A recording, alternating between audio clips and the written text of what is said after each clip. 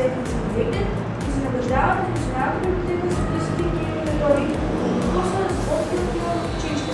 Днес стане проектна информационна изложба правилно на училището 7 май, Ден на радиото и се награждаване на научния конкурс от 25 години от раждането на Петър Грибков и Читан Грибков.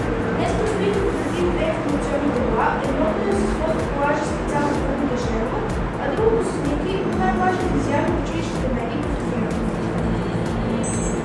Сега ще видим два филма, които са свързани с участието на Първо в две много важни събития, които ни дадат повод за радост и самочувствие през тази година.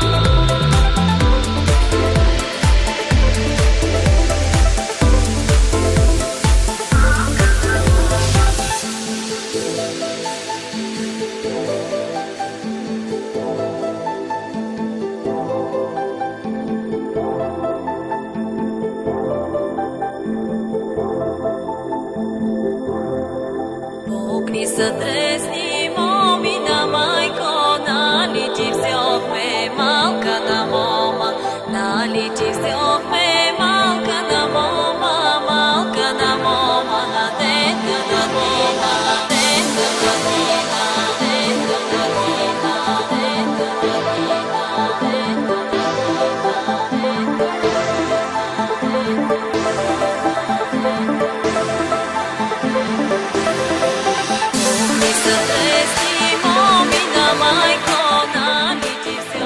Станислав интересен, но всъщност към вида нормалка депретивно и дори ми направи забележка, че някой чата не си с много добро качество и само каза да помагаме с това.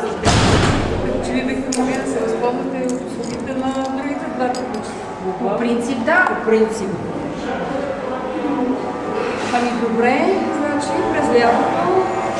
Значи винаги има много интересни снимки, интересни теми, така че нека да стоят, още повече, че сега предстои кампанията